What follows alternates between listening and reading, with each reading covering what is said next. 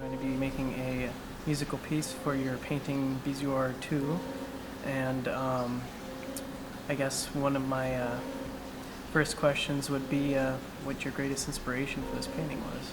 The title is this kind of comes from this scientific term for a clump of stuff that gets collected in your body, and I think that the idea that I had was there's sort of multiple images, and so that you sort of amass multiple experiences with a certain place. And I kind of wanted to have that feeling of a little bit of multiplicity, or at least doubling in the painting. And so that kind of was I think the inspiration. And it's when you were creating the painting, as far as kind of flowing with it, was there any, certain emotions that you were feeling?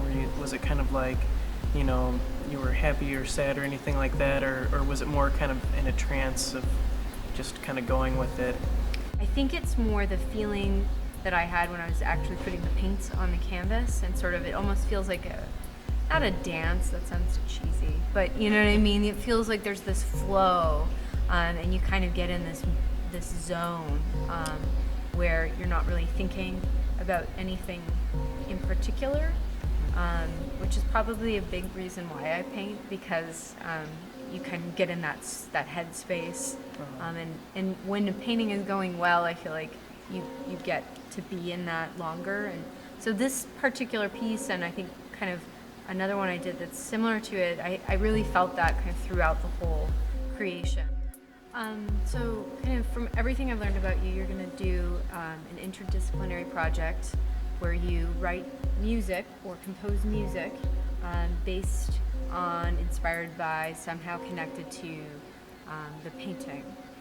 So what I'm wondering is if you have sort of any preemptive ideas, or kind of a vision of where you want to go with that. I've been looking at it for quite a while so far, just off of your website, and the reason I chose the piece is because I feel it has a lot of, it's kind of abstract, and it's kind of not, but has, like you said, it has a lot of different views, and it has a lot of different ideals that could really go with it. As far as what you explained is filling a lot more in my head about the different experiences kind of molded into one in the view. And I guess I can't say that I have a definite vision yet, but really what I'm going to be doing is sitting down, and I kind of have to, when I create music, just see what see what comes, and pick up an instrument and kind of try going with things, and see if I can really try to get into the piece. Because I usually, when I make music, I don't really consciously ever think about what I'm going to do or what I'm doing. It's really something that I just try to feel through, and usually I can get more out of kind of letting things come to me than trying to define anything. What provided this inspiration for you to create this painting, a man under a cloud in a mountain with violin? I guess my inspiration started with the actual piece of wood that it's painted on. I found this old beat up painted piece of plywood basically in the trash. And for me, that made me think about age and things that are old and memory. It also spoke to me and made me think of my grandfather for some reason. My grandfather was a classically trained violinist, and as a boy, we would go to my grandfather's house and he would play his violin in the dark in his kitchen because he was very shy. So he died more than 20 years ago, and I wanted to portray him as still playing his music, as a dead person now, a spirit, under the ground, and his music is now, in my memory, something very beautiful and sweet. So I wanted to show that in this painting. So I used many bright colors. I physically put him under the ground, but not in a dark, dreary way, playing music and creating this life above ground. The painting caught my eye right away. Obviously, I'm a violin player, and just someone playing violin underground immediately provides kind of a sonic image for me to work with. And also, like, yeah, I saw the bright colors. There's, definitely some excitement, some sparkle to it too. So you have this, like, maybe there's this muffled violin coming from somewhere. There's definitely a lot of, like, kind of like joy or happiness or something, happening there that, just caught my eye right away, made it seem like it'd be a fun piece to try to convey or translate musically.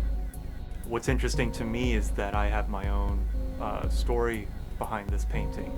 So, the man underground is not just any man, it's my grandfather, and he's maybe playing his last song in the dark. For me, the multitude of circles and bright kind of fairy dust that you mentioned, to me symbolizes maybe the spirit world. Maybe he's playing for them now. Maybe he's entertaining a different crowd. Also, it symbolizes this kind of mystery of him being too shy to play for us and physically going into the kitchen where it was dark to play, and the mystery of just thinking about him playing, but not seeing him, and instead hearing this very sweet music. Being a teacher myself, I sometimes try to get my students to look at something and consider everything about it just as an image, in terms of getting inspiration and motivation to do something based on that thing. My question for you would be, what kind of visuals or what kind of sounds do you hear when you look at this? There's obviously this subterranean feeling of someone playing in maybe a muffled space, but there's also bright colors, so there's a duality. I'm just curious how you would approach something like that. My original inspiration was kind of, the obvious stuff.